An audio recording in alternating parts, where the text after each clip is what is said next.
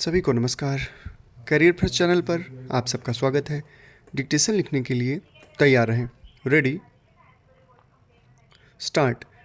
क्या हम तीसरे विश्व युद्ध के द्वार पर पहुंच चुके हैं? कोरिया में घटना चक्र जिस तेजी से साथ घूमा है और घूम रहा है, उससे संसार के प्रत्येक चेतन व्यक्ति को यह सोचने के लिए बाध्य होना पड़ा है।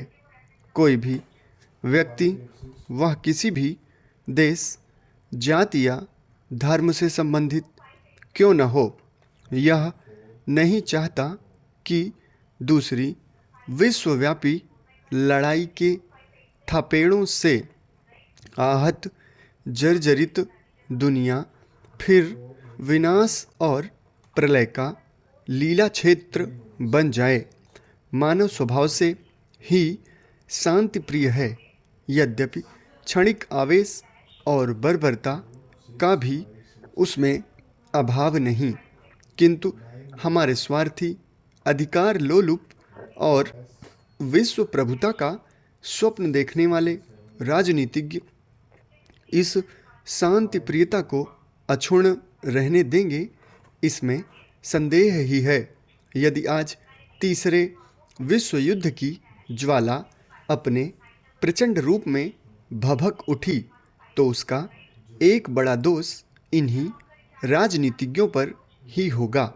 राष्ट्रपति ट्रूमन द्वारा कोरिया पर अणुबम छोड़ने की धमकी देने के बाद तो अमेरिका में एक प्रकार का युद्धोन्माद सा छा गया है। अनेक प्रभावशाली पत्रों तथा सभासदों ने यह मांग करनी प्रारंभ कर दी है कि जनरल मैकार्थर को कोरिया और मंचूरिया पर अणुबम गिराने की आज्ञा दे दी जाए। एशिया और विश्व की शांतिप्रिय जनता की ओर से हम अमेरिका से पूछते हैं कि उसे एशिया की पूर्ण धरती पर अणुबम गिराने और उसकी युग युग पोषित सभ्यता व संस्कृति का विनाश करने का क्या अधिकार है? उसे साम्यवाद का दमन करने के नाम पर एशिया के बढ़ते हुए राष्ट्रवाद को कुचलने का क्या अधिकार है?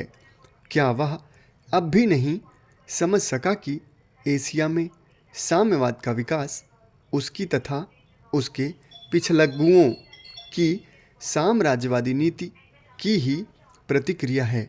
क्या अमेरिका समझता है कि वह एशिया पर अणुबम अथवा उद्दजन बम गिराकर यहाँ की जनता के हृदय को जीत सकता है? उसे समझना चाहिए कि किसी प्रकार के भी साम्राज्यवाद के दिन अब लद गए। एशिया जाग उठा है। एशिया की समस्याओं को समझना और सहानुभूतिपूर्वक उनका निराकरण करना। भारत इसका एक उदाहरण है।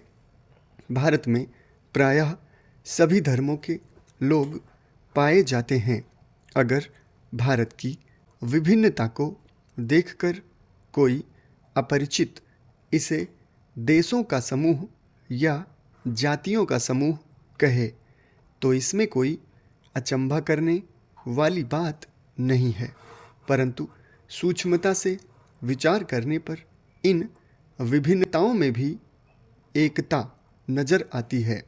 जैसे विभिन्न फूलों को पिरोकर सुंदर हार तैयार किया गया हो, भारतीय संस्कृति में व्याप्त विभिन्नताएं भी ऐसे फूलों व मणियों के समान ही हैं। भारत में नीति व अध्यात्म ऐसा स्रोत है जो संपूर्ण भारत में प्रत्यक्ष व परोक्ष रूप में बहता रहता है। हमारे देश में उच्च चरित्र वाले तथा आत्मिक चेतना से संपन्न महापुरुषों का जन्म होता रहा है। भारतीय संस्कृति का मूल आधार अहिंसा है और अहिंसा का दूसरा रूप त्याग है। समाप्त। धन्यवाद।